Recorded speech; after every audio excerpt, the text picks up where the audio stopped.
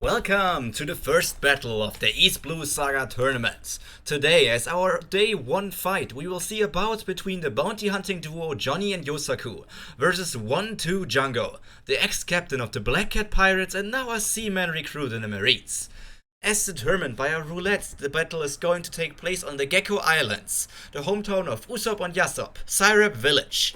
This gives Jango a slight advantage as he has already battled once on this island, and thus knows a bit more about the geography, but he doesn't know a lot about his opponents. Since the battles got announced, every fighter was moved to a separate location so that they can't use the knowledge of other people for their matches. The only thing they are allowed to use is whatever they have on them regularly and know of until the match got announced.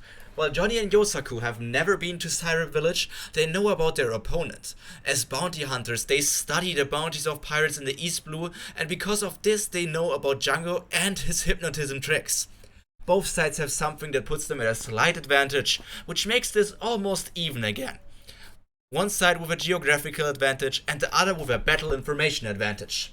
But without further ado, let's get into this battle. My name is Pyro Primer and I will be your commentator for this tournament. As always, I am joined by my co-commentators Small Roger and Barry the Bunny Brick. Now let's take a look at how the battle is shaping out to be. Out of any possible weather situations, our fighters today are blessed by a storm. Even the gods want this first battle to be more interesting. The two teams are located on opposing sides of the island. Jango starts on the north side, Johnny and Yosaku are on the south side of the island. These two locations are only apart by approximately 3 minutes, if they run. So this is the only time for our participants to prepare their battle location. Jango immediately runs off, up the slope into the forest, approaching his enemies within the natural hiding place that all the trees offer him. Johnny and Yosaku, however, also start to move. Both of them are talking to each other. As they are partners, they always tend to plan these things together. With their knowledge about Jango, they are probably scheming something already. Thinking logically, the two of them stay on the main path, as going into the forest during a thunderstorm is never a good option, but Jango didn't think about that. On a quick side note, we evacuated every citizen of Syrep Village to another nearby island, so that they won't be inconvenienced by the battle. We don't want to have any accidents. At this moment, thunder strikes the island. It hits the north side, very close to where Jango is currently located. The impact knocks the seaman recruit off his feet, but he didn't get hurt by the natural disaster, because a lightning bolt has around 1 billion volts as their strength, and I don't think that any character in this saga can handle such an impact. Johnny and Yosaku saw the thunder strike on the opposing side of the island and start their plan at this exact moment. They go to the very edge of the forest, avoiding many of the high trees, and slice through them with their swords. Using all of the power, they then move the trunks towards the slope to build a makeshift dam. Some other trunks are prepared as traps with some ropes. Johnny and Yosaku always have on their ship. While this is happening, Jango continues on the fastest path towards his opponents, straight through the forest. And once again, thunder strikes close to Jango. The luck of this man is incredible, but in a bad way today. Having to sprint over to his enemies all while this heavy rain and thunder is going on. Normally, Jango doesn't have to rush and just takes on opponents that he randomly finds or they approach him first. But this time, the hypnotist wants to take the initiative. He has more knowledge about the island, and the other team consists of just some small-time bounty hunters he has never heard of, so he thinks he can take them quite easily. Before he gets too annoyed by the weather, he wants to finish this battle and gets to the after party to dance, because Jango is a very good dancer. Both sides are already exhausted a bit before they actually encounter each other.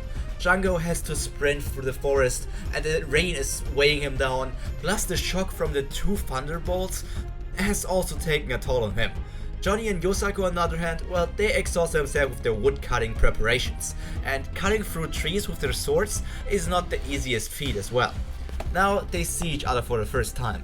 Jango stands on the top of the south slope and sees Yosaku standing close to the shore, but Johnny is nowhere to be seen. His experience in fighting and acting as a captain made Jango smarter, so he obviously thinks about different locations his second opponent could be. While he doesn't manage to spot Johnny, he expects an ambush and thinks about his next step. Even though he is not stupid, Jango often acts with the idea of do what's obvious first. Don't think too much, just do what's obvious. so he plans to rush attack Yosaku. Going past the makeshift dam, he gets on the slope and approaches Yosaku, both pulling out their weapons, Jango's chakram and Yosaku's Nakiri sword. The dramatic first battle of the tournament is about to finally begin, and to make it even more electrifying, thunder strikes once again.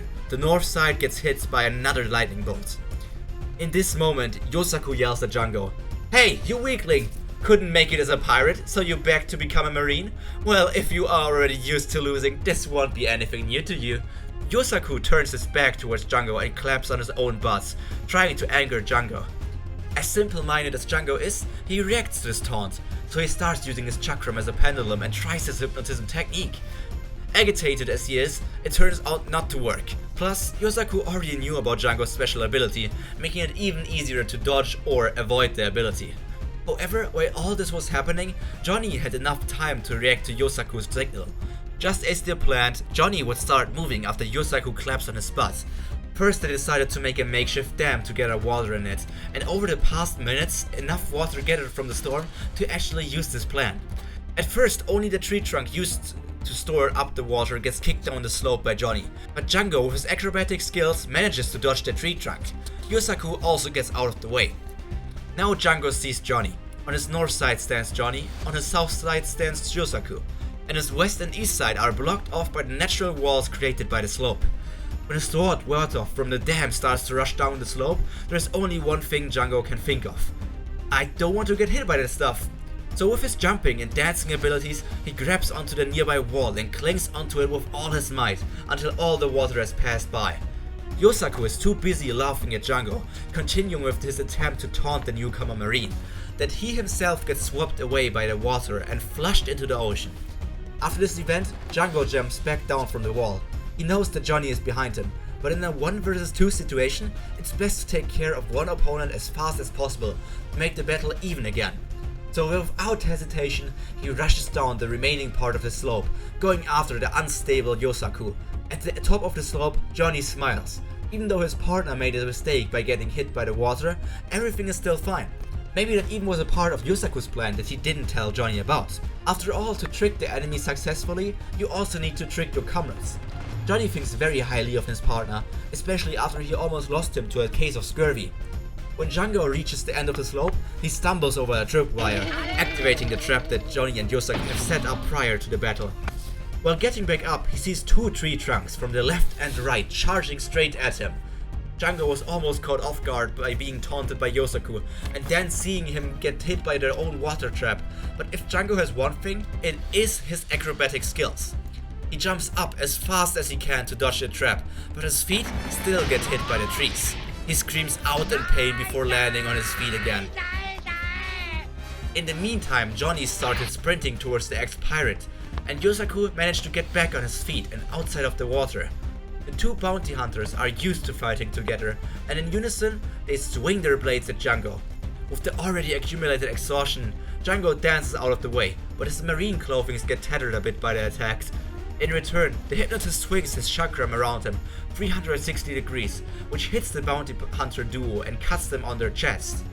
One thing Jango has changed about himself since joining the Marines is using a second chakram, so he pulls out his second weapon and dual wields both of them.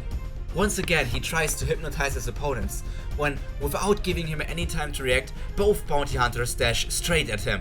Without hesitation, they cut straight through the strings attached to the chakrams, making them fall on the ground and unarming Jango in the process. Already close to their target, they slash their swords at Jango. Surprised from having his weapons taken away from him, he can't react in time and gets hit in the front and the back.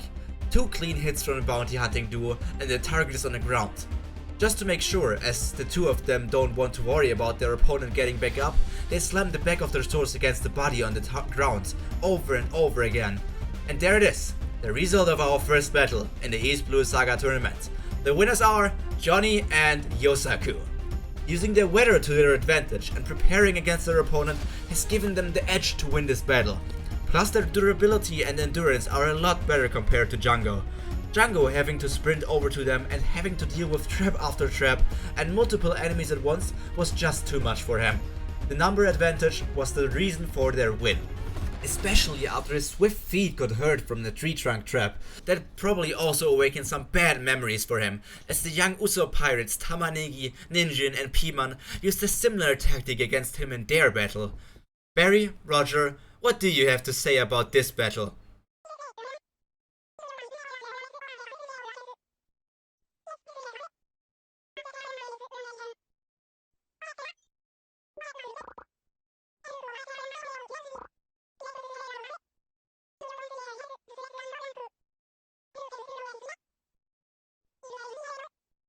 Yep, that's exactly what I thought, and I'm feeling way safer knowing that I have two very powerful co-commentators.